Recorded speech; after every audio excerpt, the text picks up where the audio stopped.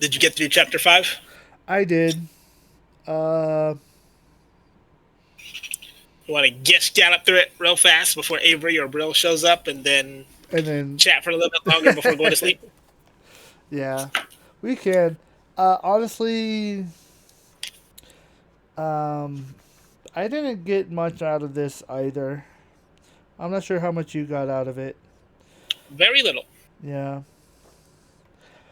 Uh, It wasn't relevant mostly to what we're talking about or what we no. care about. If there's one thing, so like I don't know, they brought up spectacles in the first section, and I was like, I don't know why they're bringing up spectacles. And the only connection I could make was like, well, the clearer the image, the better you can see what you're looking at. Uh, but I think overall, this chapter did remind me of a TED Talk video uh, about how language shapes our perceptions. Uh,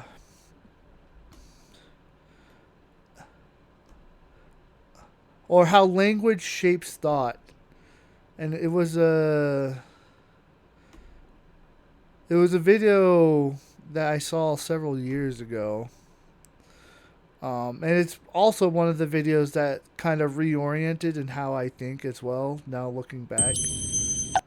Because I guess the premise of it is the idea that so when they take a bunch of different examples, and she's doing like a TED talk. So like for example, different cultures have a different way of saying uh, like certain words. Some cultures will say a word feminine, and some cultures will say a word masculine. But then when they're asked to describe that object, like a bridge, if it's feminine coded, they'll say it's beautiful, and then if it's masculine coded, they'll say it's rustic. You know, so that's just an example.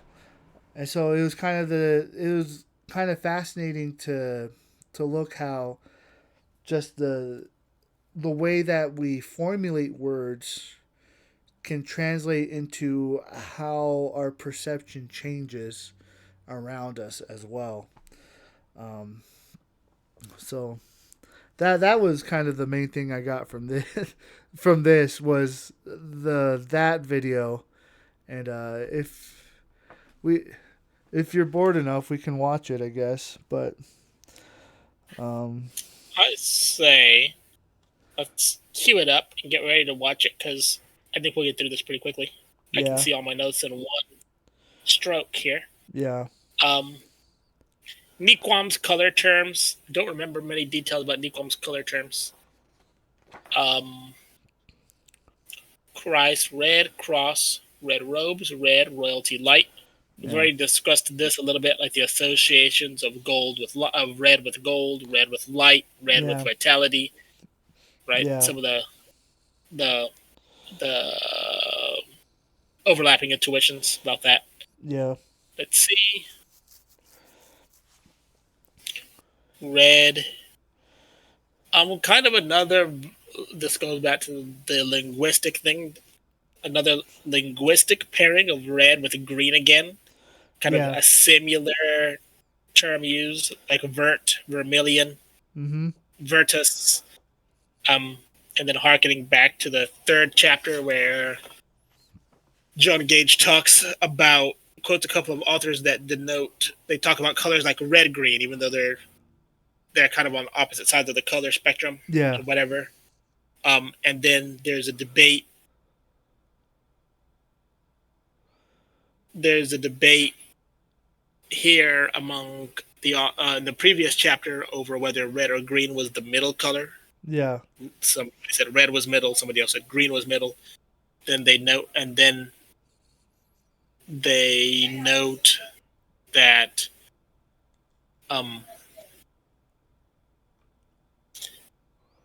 in the very last chapter heading, they talk about the psychological effects of red and green and how yeah, green kind of calms you down, it kind of slows you. It's easy for your eyes to digest. It's comfortable for you to visualize. Red puts you under a bit of stress, right? But it also activates, hunger and this, that, and the other. It's like they Yeah. kind of do, and yet there is some kind of bizarre conflation um, with the terms in history for some reason. Yeah.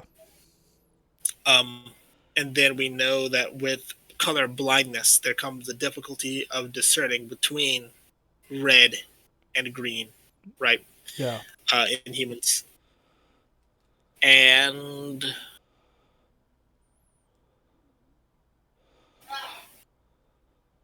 there, there's something I'm forgetting. Red and green. Oh, and okay, and then historically, so we know white, black were the first two colors or shades Mhm. that came out in Yeah. language, followed closely by red, and then after red, it is both. It is yellow and or green. In some cultures, there's green that comes out after red, and some colors there's yellow, and then green comes after that. In Yeah. either case, green doesn't follow too far on the heels of red historically, right? Yeah. The way that they came into chronologically. So I don't know. I don't really know how to unpack that or how to interpret it. Just an observation that we're making at this point in the journey. Yeah. I think that's kind of what this chapter has basically been. Was just that uh, another overview of that in the not Middle Eastern in the Middle Ages, they struggled codifying a solid system of color, and it's just highlighting the confusion between them. Um, and I guess that's why it's probably called color words and color patches. These were kind of the fixes that they came up with at the time.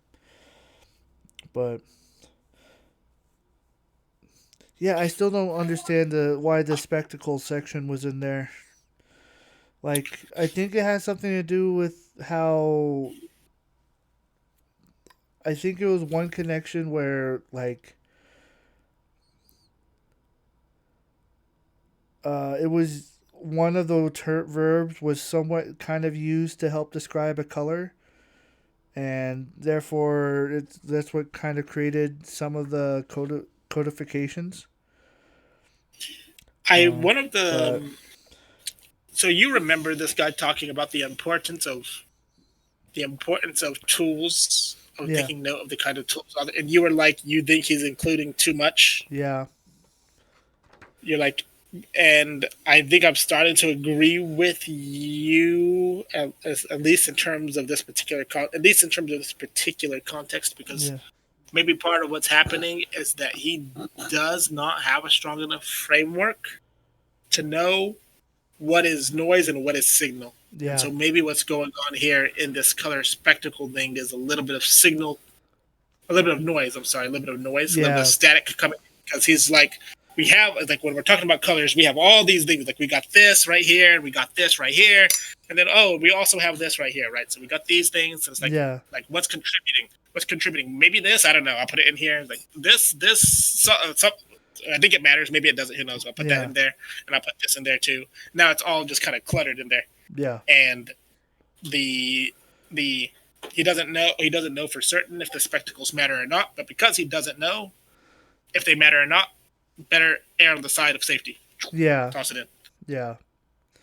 I guess that's look. I guess from that vantage point, it's fair. We did kind of. I guess I, I don't think we understood the context of what this book was going to be when we started, and so um, I guess again, if he's going to include everything, I guess I just need to be more accepting of the fact of how much he's going to include. But it does kind of feel like a waste of time in some regards. Like even the section on the red and green psychological effects of color. All of this information was hinted at beforehand, right? It was already mentioned a couple times previously.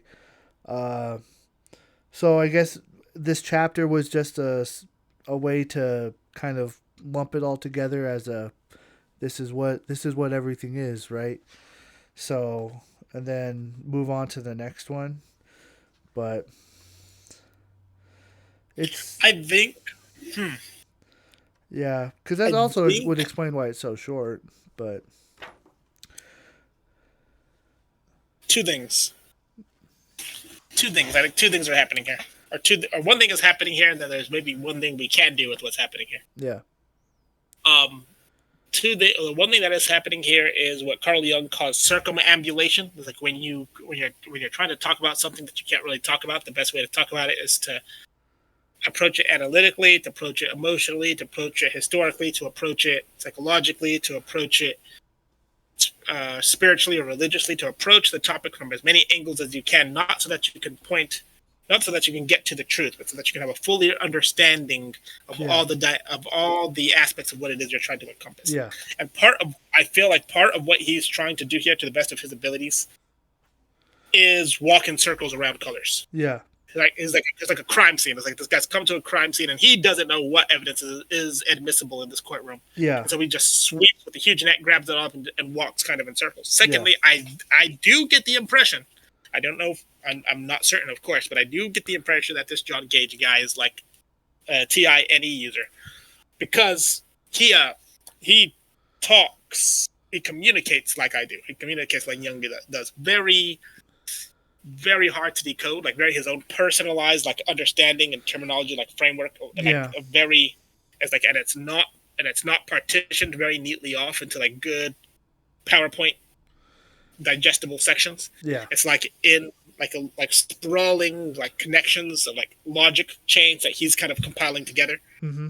Um, and so I think so I think because I think that is what he's trying to do. He's at a crime scene and he doesn't know what evidence is admissible. He's including everything, which is, I think, an opportunity for us to do what you were saying before we started talking about this chapter, which was when you listen to people, like you pay attention to what they say and what order and what they emphasize. Yeah, And he gives us so much data here about like the history of cultures, of textiles, of art, of even spectacles, right? That it gives us an opportunity, if we want to drill down on that, to do an analysis of the flow of thoughts and feelings about some of those details. some of those details. I feel like I have to try to analyze John Gage to get into that kind of thinking. You know, try to be like, who's the man behind the book, right? Yeah. Because that is possible, right? So, yeah. But that is legitimately all I have on chapter 5. Yeah.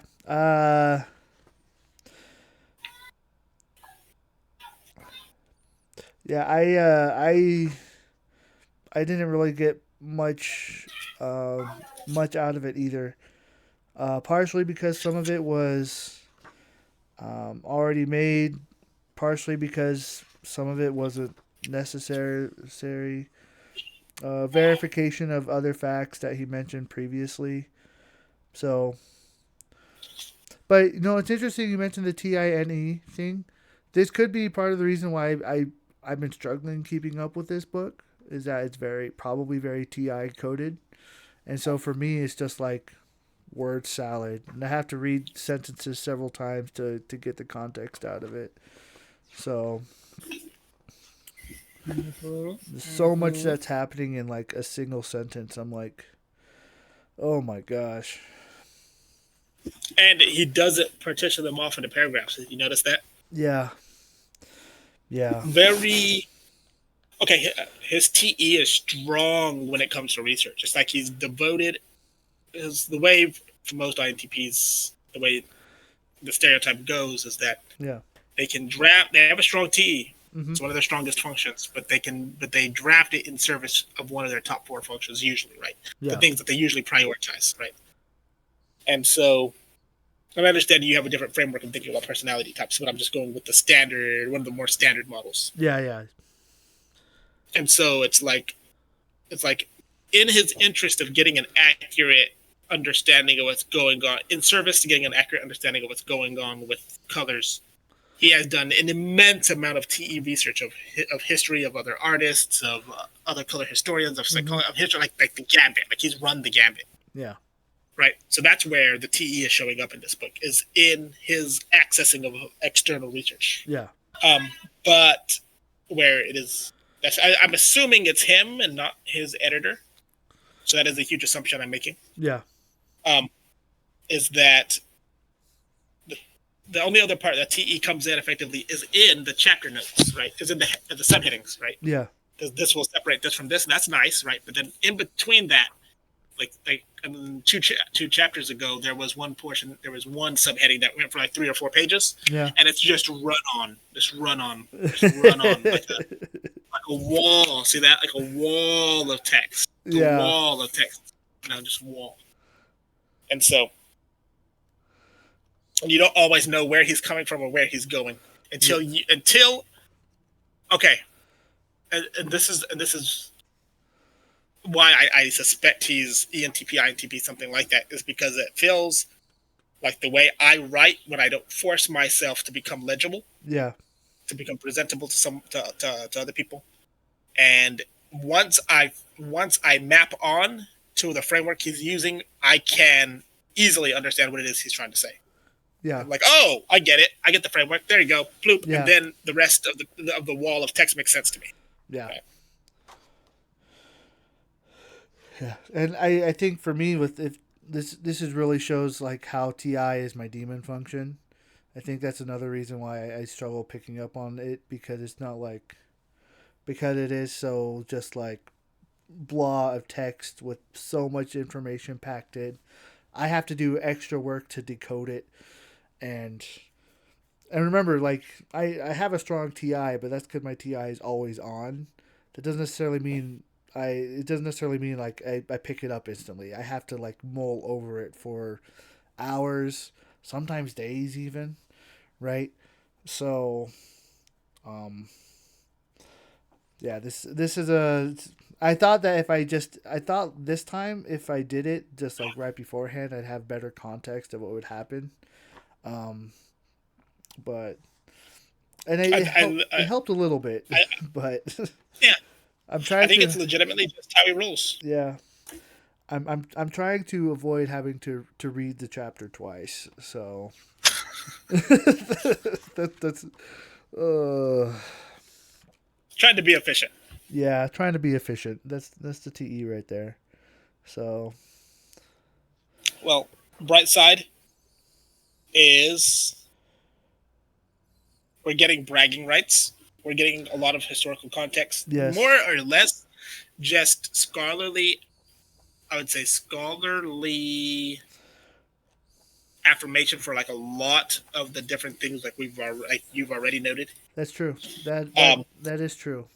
So a yeah, few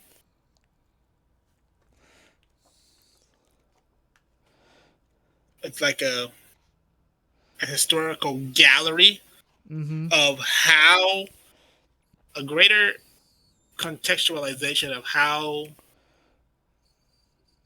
our relationship to colors got to where it is today, right? Yeah, More understanding of like the materials, like the pieces, like the struggles, the reasons why some artists might have used other colors or associated light with with with blue and then red and then good with blue and then evil that's blue, like things like that. yeah. Which can help flesh out. And last but not least, we are about 40% of the way through this book. That is true.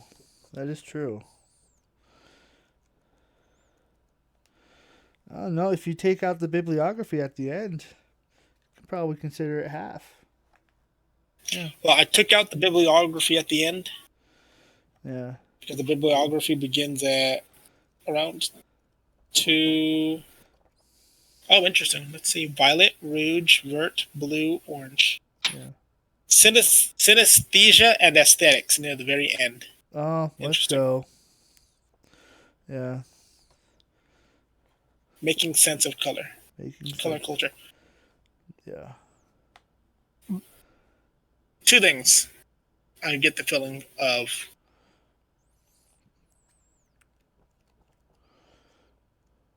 this.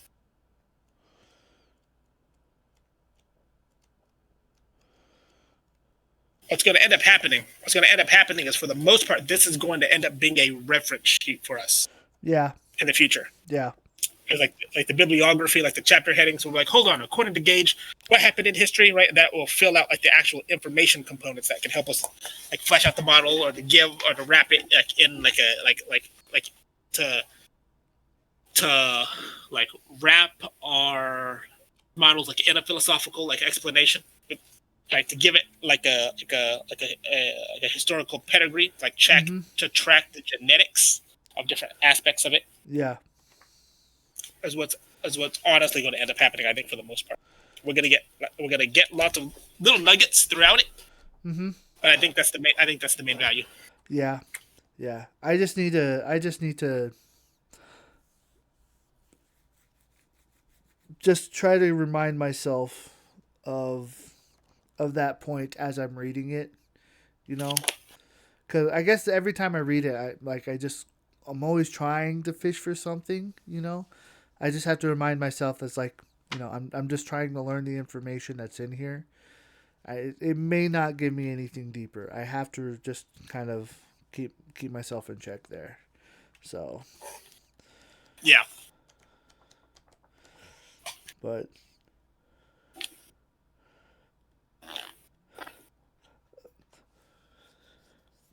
let's go. Let's go. It will be nice to know to feel more dignified after the fact, right? yes. Feel more bona fide, more verified. Even I'm looking forward to that feeling, to be like, all right, like boned up on like one of the most thickest academic texts on colors that are out there. Like it can't get any more comprehensive or more Yeah. exhaustive than this. Yeah. Well,